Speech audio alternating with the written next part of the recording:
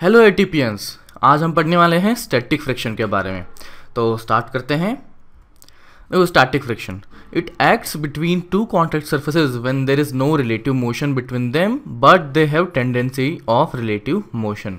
तो ये बोल रहा है कि दो सर्फेसेस के बीच में जब रिलेटिव मोशन नहीं हो रहा है, बट टेंडेंसी है कि एक दूसरे के रेस्पेक्ट में वो मूव कर जाए, तब स्टैटिक फ्रिक्शन अपना रोल प्ले करेगा। The direction of static friction is such that it opposes the tendency of relative motion. तो इसकी डायरेक्शन जो है ये हमेशा टेंडेंसी ऑफ रिलेटिव मोशन को अपोज करने वाली है। ठीक है, तो अभी हमने देख लिया स्टैटिक फ्रिक्शन का कैसा डायरेक्शन होने वाला है। अभी देखो trick to find direction of static friction. तो कुछ इजी से हमारे पास स्टेप्स हैं, उनको फॉलो करेंगे और हमारे पास स्टैटिक फ्रिक्शन की डायरेक्शन आ जाएगी। तो कोई कंफ्यूजन नहीं होने वाला, बस हमें इन स्टेप्स को फॉलो करना है। इन स्टेप्स को हमेशा ध्यान रखेंगे तो सारे कंफ्यूजन जो बच्चे पूछते आते हैं, सर डायरेक्शन नहीं समझ में आ रही है, तो वो क्लियर हो जाएंगे। तो first of all draw FBD मतलब free body diagram of one surface with respect to another surface including pseudo force but excluding friction force between them.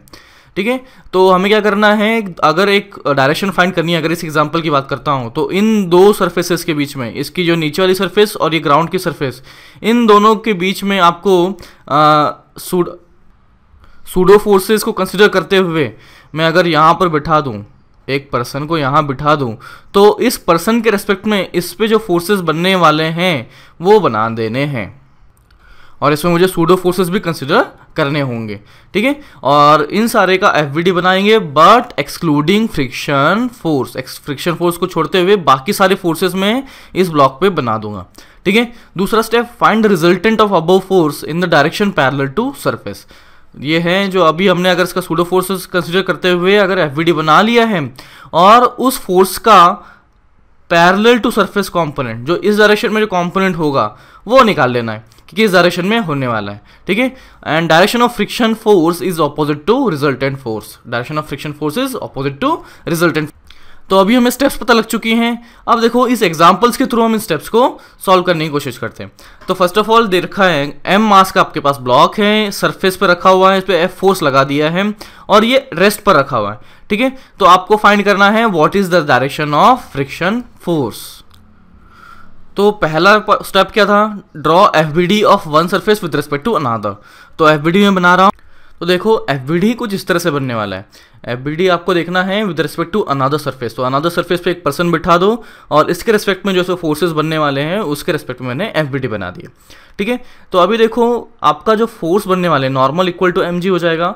और दूसरी बात कि ये फोर्स हमने एक्सटर्नल लगा रखा है F। ठीक है, तो दूसरा पॉइंट देखो find the resultant of above force in direction parallel to surface. तो पैरेलल टू सरफेस कौन सी डायरेक्शन है, ये वाली, और इस सब फोर्सेस का पैरेलल टू सरफेस किस तरफ डायरेक्शन आ रखा है, इस तरफ।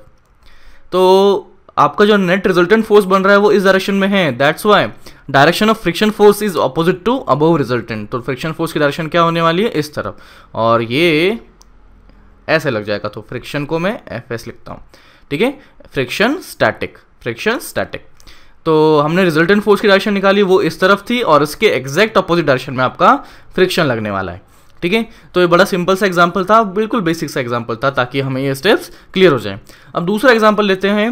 यहाँ पर ब्लॉक रखा हुआ है, फोर्स एफ गिवन है, हॉरिजॉन्टल के साथ में एंगल थीटा के बना रहा है और गिवन है कि नो रिलेटिव मोशन एग्जिस्ट कर रहा है। तो फाइंड करना है आपको फ्रिक्शन की डायरेक्शन। अभी इस वीडियो को रोक दो एंड खुद से अटेम्प्ट करने का ट्राई करो। ठीक है, मैं सॉल्यूशन पे कंटिन्यू करता हूँ। तो पहला स्टेप है कि draw FBD of one surface with respect to another surface. तो इस सरफेस पे एक बंदे को बिठा दो और इसके रेस्पेक्ट में इस ब्लॉक पे जो फोर्सेस लगने हैं वो देख लो। तो अगर एफबीडी बनाया जाए तो इस तरह से बन रहा है।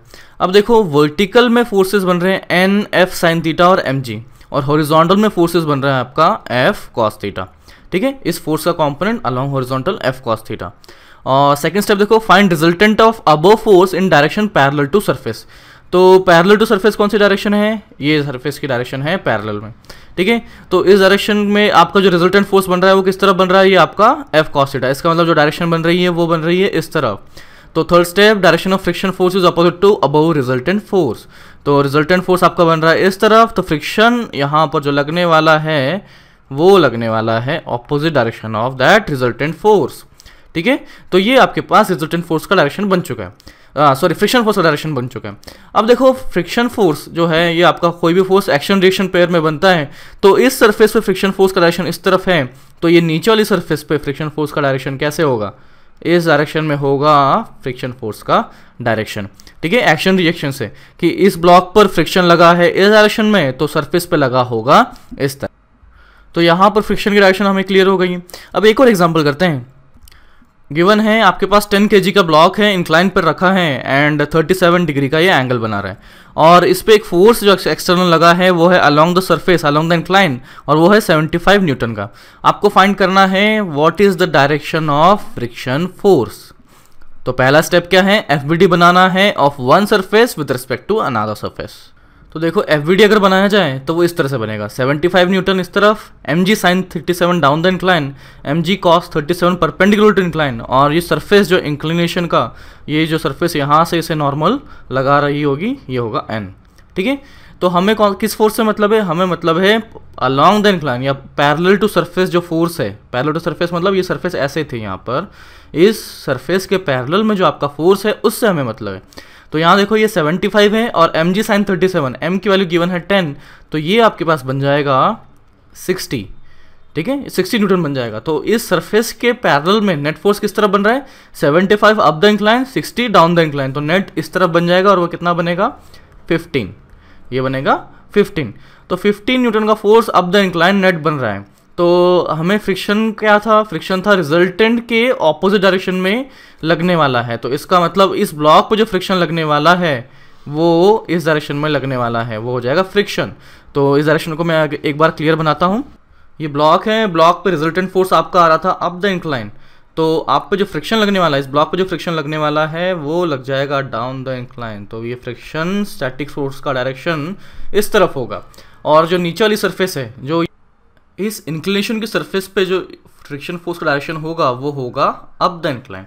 ठीक है, तो एक्शन रिएक्शन से हम देख सकते हैं अगर ब्लॉक पे फ्रिक्शन डाउन द इंक्लाइन लग रहा है तो इस सरफेस पे फ्रिक्शन की डायरेक्शन होगी वो होगी अप द इंक्लाइन। ठीक है, तो यहाँ पर हमारे फ्रिक्शन की डायरेक्शन क्लियर होती है। इस वीडियो में यहीं पर रखते हैं, अगले वीडियो में हम स्टैटिक फ्रिक्शन को कंटिन्यू करेंगे। आई होप आपको ये अच्छा लगेगा। Thank you for watching. अगर आपको हमारे वीडियोज़ अच्छे लगते हैं then feel free to subscribe to our channel.